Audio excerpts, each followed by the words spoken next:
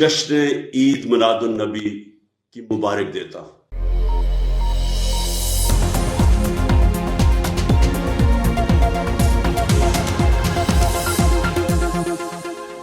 بسم اللہ الرحمن الرحیم۔ السلام علیکم۔ پاکستان اور دنیا بھر میں دیکھنے اور سننے والوں کو انسان کامل، رحمت دو عالم، خاتم النبیین حضرت محمد مصطفیٰ صلی اللہ علیہ وآلہ وسلم کا یوم ولادت بہت بہت مبارک ہو۔ آپ جہاں کہیں پہ بھی بیٹھے ہیں کم از کم ایک بار درود پاک ضرور پڑھ دیجیے گا۔ دنیا بھر میں ویسے تو آج عید کا دن اسی مناسبت سے جہاں جہاں پر بھی مسلمان ہیں منایا جا رہا ہے، لیکن پاکستان میں آج کی اس عید اور خوشی کا دن ایسا لگ رہا ہے کہ تھوڑا تھوڑا سوگ میں بدل گیا، جب ایک روز میں 3 دہشت گرد حملے ہوئے، یوب، مستونگ اور ہنگو میں۔ دہشت گردی کے بیک ٹو بیک واقعات نے بطور قوم پاکستانیوں کو پریشان کر دیا ہے، اور سب سے زیادہ دکھ اس بات کا بھی ہے کہ یہ حملے کہیں کسی اور جگہ پہ جہاں پر بھی ہوں، ویسے تو پریشانی کی بات ہے، لیکن یہ حملے 12 ربیع الاول کے جلوس اور مساجد میں ہوئے۔ یہ اس سے بھی زیادہ پریشان کن اور تکلیف دہ بات ہے کہ جیسے مستونگ میں نبی کریم صلی اللہ علیہ وآلہ وسلم کی عزت اور تکریم کا نعرہ بلند کرنے والے 47 سے زیادہ افراد جو ہیں وہ شہید کر دیے گئے۔ پھر ہنگو میں مسجد میں نماز ادا کرنے والوں پر یہ حملہ ہوا اور اس دھماکے سے کچھ 4 نمازی شہید ہوئے۔ پھر ادھر سرحد پار سے الگ دہشت گردی ہو رہی ہے، اس کے نتیجے میں ہمارے 4 جوان شہید ہوئے۔ اللہ تعالیٰ سب شہداء کے درجات بلند کرے، لیکن آج کا دن جہاں خوشی کا تھا وہاں پر یہ سارے معاملات بھی پیرالل چلے، جس کا بے حد دکھ اور افسوس ہے، اور اللہ تعالیٰ سے دعا کرتے ہیں کہ پاکستان میں ان معاملات میں بہتری آئے اور امن اور خوشحالی کا جو ایک ماحول ہے وہ بنا رہے۔ اس بار سرکاری سطح پر آپ نے نوٹس کیا ہوگا شاید، عید میلاد النبی کی تقریبات میں وہ رونق اور وہ خاص اہتمام نہیں تھا جو پچھلے گزشتہ برسوں میں دیکھنے میں آیا ہے۔ خاص طور پر سابق وزیر اعظم عمران خان جس طریقے سے اس دن کا اہتمام کرتے تھے اپنے گھر میں بھی اور گھر سے باہر بھی، وہ ایلیمنٹ کہیں تھوڑا تھوڑا مسنگ تھا۔ اور اس بار تو ہمارے اپنے وزیر اعظم ہی ملک سے باہر تھے، تو وہ سرکاری سطح پر یا وفاقی سطح پر اس قسم کی تقریبات یا اس طرح کا جوش جذبہ ہمیں دیکھنے کو نہیں آیا۔ مطلب پہلے مجھے یاد ہے عمران خان صاحب جب پرائم منسٹر تھے تو بلڈنگ سجانے کا بھی مقابلہ ہوا تھا کہ وفاقی دارالحکومت میں کون خوبصورت بلڈنگ سجائے گا، اس مناسبت سے اس کو انعامات بھی بعد میں دیے گئے تھے۔ اور پھر جو چراغاں کیا گیا اور جو ماحول تھا، پھر جس طرح سے تقریبات ہوئی ہیں، وہ ان کا ایک بالکل الگ لیول تھا۔ وہ ایسا لگ رہا تھا کہ پوری قوم کو، پوری نیشن کو انہوں نے اس کام پہ لگایا تھا کہ آج کا جو دن ہے اس کو کس انداز سے منانا ہے۔ خیر،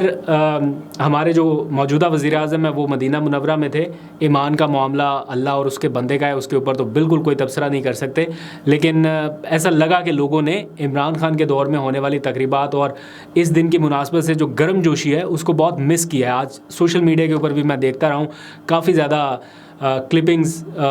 جو پچھلے سالوں کی تھی وہ وائرل رہی ہیں۔ آگے بڑھتے ہیں، آج کی کچھ سیاسی خبروں پر بات کرتے ہیں۔ اب سے کچھ دیر پہلے عمران خان کی ہدایت پر کور کمیٹی کا ایک اہم اجلاس ہوا۔ انہوں نے جیل سے اپنے وکلا سے کہا تھا کہ کور کمیٹی کو جا کے یہ بات بتا دیں اور انہیں کہیں کہ اجلاس کریں اور یہ ڈیسیژنز کریں۔ تو آج کچھ دیر پہلے یہ اجلاس ہوا اور اس کا ایک اعلامیہ بھی جاری کر دیا گیا ہے، جس میں چیف جسٹس پاکستان سے کچھ مطالبات کیے گئے ہیں۔ کچھ فیصلے ایسے ہیں جن کا بھی اعلان نہیں کیا گیا، آنے والے دنوں میں ہو سکتا ہے اس کا اعلان ہو، کیونکہ وہ نہیں چاہتے کہ ایسے فیصلوں کا اعلان وہ پہلے سے کر دیں جس کی پھر منصوبہ بندی یا پیش بندی مخالف فریق کر سکے۔ اس لیے کچھ فیصلوں کا اعلان نہیں کیا گیا، لیکن ایک جو یونانیمس اعلامیہ ہے جو چیف جسٹس پاکستان سے مطالبے پر مبنی ہے وہ جاری کیا گیا ہے۔ اس پر ولاگ کے اگلے حصے میں بات کرتے ہیں، لیکن آج کی ایک اور اہم خبر بھی ہے۔ جیسے جیسے انتخابات اب قریب آتے جا رہے ہیں، پی ٹی آئی اور عمران خان کی مقبولیت کے واضح اشارے مل رہے ہیں، بالکل ویسے ویسے اس کے پیرالل عمران خان کے خلاف تحقیقات اور ٹرائل جو ہے وہ تیز ہو رہا ہے تاکہ انہیں الیکشن سے دور رکھا جا سکے۔ پچھلے چند مہینوں سے ہم نے دیکھا رانا ثناء اللہ، مریم نواز اور لیگی ارکان اور جو عمران خان کا مخالف ہے وہ بار بار ایک ہی گردان دہراتا ہوا نظر آیا کہ عمران خان 9 مئی کے حملوں کے ماسٹر مائنڈ ہیں۔ اور پھر اس دوران آپ کو معلوم ہے کہ تحقیقات جاری رہیں، ایک جوائنٹ انویسٹیگیشن ٹیم یعنی مشترکہ تحقیقاتی ٹیم قائم کر دی گئی، وہ بھی کام کر رہی تھی۔ کچھ دنوں پہلے ذرائع سے یہ خبریں چلنے لگیں اور آج بھی اخباروں میں یہ خبریں لگی ہیں کہ جے آئی ٹی نے عمران خان کو 9 مئی کے واقعات کا ماسٹر مائنڈ قرار دے دیا ہے، اور انسداد دہشت گردی کی عدالت میں سانحہ 9 مئی کے حوالے سے چالان بھی جمع کرایا جا چکا ہے، جس میں عمران خان کو ایک طرح سے قصوروار بتایا گیا ہے۔ اسی دوران نون لیگی ارکان کا اب یہ بیانیہ شدت پکڑنا شروع ہو گیا ہے کہ 9 مئی کے ملزموں کو الیکشن نہیں لڑنے دیں گے، جو مرضی ہو جائے، 9 مئی والا کوئی الیکشن نہ لڑ سکے۔ رانا ثناء اللہ صاحب متواتر بیانات دے رہے ہیں، بیک ٹو بیک ان کی اسٹیٹمنٹس آ رہی ہیں، اور وہ کہہ رہے ہیں کہ ثانیہ 9 مئی کا جرم جنہوں نے کیا ہے انہیں حساب دینا ہوگا، اور واقعے میں ملوث ملزموں کو ہم الیکشن بھی نہیں لڑنے دیں گے۔ یہ جس طرح سے وہ کلیم کر رہے ہیں کہ ہم الیکشن نہیں لڑنے دیں گے، یہ کویشچن مارک ہے۔ مطلب عمومی طور پر تو یہ معاملہ تو عدالتوں نے طے کرنا ہے، تو آپ کس طرح سے کہہ سکتے ہیں کہ ہم نہیں لڑنے دیں گے یا ہم روکیں گے؟ تو اس سے بڑے شکوک و شبہات پیدا ہوتے ہیں، اور بیانات کا مقصد ایک ہی ہے کہ عمران خان کو ریس سے باہر کر دیا جائے اور پی ٹی آئی کا ووٹ بینک اتنا متاثر ہو جائے کہ اس کا الٹیمیٹلی فائدہ نون لیگ کو ہو۔ اپنا ووٹ بینک اپنی کارکردگی سے تو نہیں بڑھا سکے، یا عوام کا دل نہیں جیت سکے، یا کوئی ایسا ریلیف عوام کو نہیں دے سکے، یا 16 مہینے کی حکومت میں کوئی ایسا خاطر خواہ جو ڈیولپمنٹ کا کام ہے یا جس طرح سے گڈ گورننس ہو سکتی ہے وہ نہیں کر سکے، تو اب شارٹ کٹ یہ ایک ان کو لگتا ہے کہ کوئی سلوشن ہے، اور شارٹ کٹ یہ ہے کہ عمران خان بھی باہر، پی ٹی آئی بھی باہر، بیلٹ پیپر بلے سے پاک ہو، دین ہم آگے جا سکتے ہیں، الیکشن لڑ سکتے ہیں۔ اور ووٹر ویسے ہی ان سے اب چونکہ بھاگ گیا ہے ان کی 16 مہینے کی حکومت کے بعد، تو بندے لانے کے لیے کیا کہہ رہے ہیں کہ ایک جدید اپلیکیشن تیار کر لیا ہے، جس سے یہ پتہ چلے گا کہ بندے میاں صاحب کے استقبال کرنے آئے ہیں یا نہیں آئے۔ مطلب کھلے عام ایک تو ہوتا نا کہ پارٹی کو اپنے طور پہ یہ ڈیسائیڈ کر لے کہ ہم میئر کریں گے کہ کتنے لوگ آئے ہیں کتنے نہیں آئے،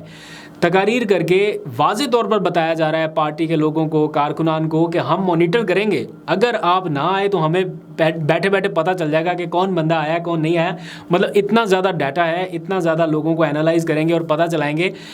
جیو فینسنگ سے کہ کون سا بندہ پہنچا کون سا نہیں پہنچا۔ تو ویسے تو یہ تھوڑی سی مضحکہ خیز سی بات لگتی ہے، لیکن اگر ایک لمحے کے لیے اس کو مان بھی لیا جائے تو اس کا مطلب یہ ہے کہ اگر لوگ گئے بھی تو وہ مجبوری سے جائیں گے۔ مطلب خوشی سے جانا ایک الگ چیز ہے، یہ تو فورس کیا جا رہا ہے کہ آپ کو جانا پڑے گا، اگر نہیں گئے تو یہ ہوگا، ہمیں پتہ چل جائے گا، اس کے بعد پھر ہم آپ کو انٹرٹین کریں، ٹکٹ دیں نہ دیں جو بھی ہے۔ بہرحال یہ پارٹی کی اپنی پالیسی ہے، لیکن یہ تھوڑا سا مضحکہ خیز لگ رہا ہے یہ سارا سلسلہ جس طرح سے کیا جا رہا ہے۔ تو اگر بندے لانے کے لیے ایپ بنائی جا سکتی ہے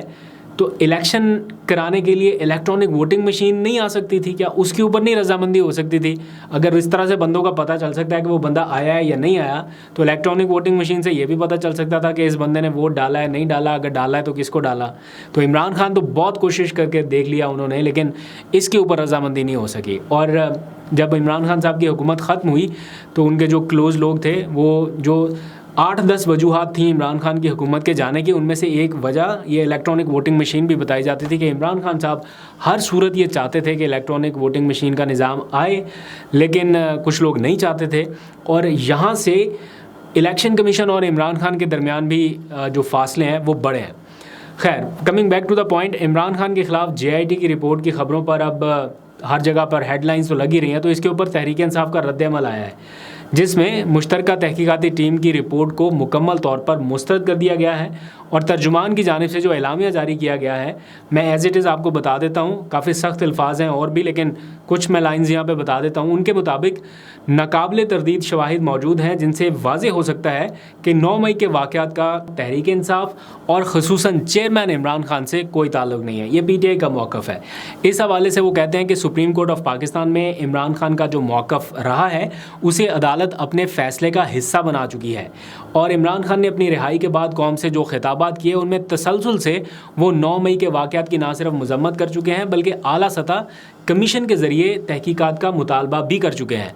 تو جب تک 9 مئی کے واقعات کی آزادانہ انداز میں یا شفاف سطح پر تحقیقات نہیں ہو جاتی، جے آئی ٹیز اور ایسی تمام رپورٹس کو پی ٹی آئی مسترد کرے گی یا تسلیم نہیں کرے گی، یہ ترجمان تحریک انصاف کا کہنا ہے۔ آج عمران خان کی ہدایت پر پی ٹی آئی کی ایک کور کمیٹی کا بھی اجلاس ہوا۔ آپ کو معلوم ہے کہ جیل سے انہوں نے اپنے وکلا کو کہا تھا کہ کور کمیٹی کا اجلاس بلایا جائے اور اس میں یہ چیزیں انہیں بتائی جائیں، جسے پبلک نہیں ابھی تک کیا گیا۔ اچھی بات ہے اگر وہ سمجھتے ہیں کہ ان کی اسٹریٹجی یہ ہے کہ چیزوں کو پبلک نہ کیا جائے لیکن ڈسکشن بھی ہو جائے، تو وہ آج پہلا مرحلہ اس کا مکمل ہوا، جس میں عمران خان کی ہدایت کے مطابق کچھ سیاسی سرگرمیاں شروع کرنے کے اوپر بھی غور ہوا ہے۔ خیبر پختونخوا میں یہ ایفرٹ ہو رہی ہے اور ریزسٹنس کرنا پڑ رہی ہے لوگوں کو، لیکن پھر آگے سے جو جس قسم کا رد عمل آتا ہے وہ بھی تشویشناک ہے۔ اور آپ کو پتہ ہے کہ ایک ورکرز کنونشن کے اوپر کیا کیا کچھ ہوا، تو اس سارے معاملے پر بھی غور و فکر ہو رہا ہے۔ پھر ساتھ ہی چیف جسٹس پاکستان سے ایک مطالبہ کیا گیا ہے متفقہ طور پر کور کمیٹی کی جانب سے، اور وہ ہے 90 روز کی آئینی مدت میں عام انتخابات کے انعقاد کے حوالے سے۔ اور انہوں نے سپریم کورٹ سے یہ کہا ہے کہ آپ کے پاس آلریڈی ہماری درخواستیں پینڈنگ ہیں، آپ انہیں صرف اتنا کر دیں کہ سماعت کے لیے مقرر کر دیں اور اس کے اوپر فیصلہ سنا دیں۔ پی ٹی آئی کے مطابق آئین پر اس کی مرضی کے مطابق یا اس کی منشا کے مطابق عمل درآمد یقینی بنانا یہ سپریم کورٹ کے کوڈ آف کنڈکٹ میں شامل ہے اور اس کے فرائض میں شامل ہے۔ آئین کو نیچا دکھانے والے جتنے بھی کوشش کر رہے ہیں، اگر یہ روایت پڑھنے دی گئی یا کامیاب ہونے دی گئی تو پھر پاکستان میں استحکام مشکل ہو جائے گا، اور یہ پاکستان کے لیے بھی تباہ کن ہو سکتا ہے یا جس کے اثرات تباہ کن ہو سکتے ہیں۔ اس لیے عدالت عظمیٰ کو اس معاملے کو فوری سماعت کے لیے مقرر کرنا چاہیے۔ تو یہ پی ٹی آئی کی کور کمیٹی کا اعلامیہ تھا۔ آج کی ایک اور اہم خبر عثمان ڈار کو لاپتہ کرنے کے حوالے سے ان کی والدہ کے ویڈیو بیان کی صورت میں سامنے آئی، جس میں انہوں نے چیف جسٹس پاکستان سے یہ اپیل کی ہے کہ ایک ماں کی فریاد سنیں آپ۔ یہ لفظ انہوں نے استعمال کیا، یا پکار کا انہوں نے لفظ استعمال کیا کہ ایک ماں کی پکار سنیں آپ، اور اس معاملے کا نوٹس لے کر میرے بیٹے کو بازیاب کرائیں۔ ان کا کہنا ہے کہ 20 دن سے زیادہ وقت ہو چکا کہ عثمان ڈار لاپتہ ہیں، کہاں پر ہیں، کون لے گیا، کسی کو پتہ نہیں ہے۔ تو انہوں نے چیف جسٹس سے کہا کہ اگر آپ اس معاملے کا نوٹس لے کے ایک ماں کی فریاد سنتے ہیں تو میں آپ کی شکر گزار رہوں گی۔ تو عثمان ڈار کی والدہ کے ساتھ پچھلے کچھ عرصے میں جو کچھ ہوا بہت ہی افسوسناک تھا۔ وہ پوری فیملی جس طرح سے سفر کر رہی ہے، ان کی بہنیں، ان کے بچے، ان کی بیٹیاں، پوری فیملی نے جس طرح سے، ان کی خواتین نے، اور پھر ان کے مرد جو ہیں وہ بھی گھر سے بے گھر رہے، ابھی تک ہیں۔ تو جتنا سفر انہوں نے کیا ہے وہ بہت ہی افسوسناک ہے، اور پلس ان کی والدہ کے ساتھ جو کچھ ہو رہا ہے وہ بھی بڑا خوفناک ہے اور پریشان کن ہے۔ تو اس لیے ان کی والدہ نے چیف جسٹس پاکستان سے اپیل کی ہے۔ ہم بہت سارے اور معاملات کے اوپر نوٹس لیتے ہیں،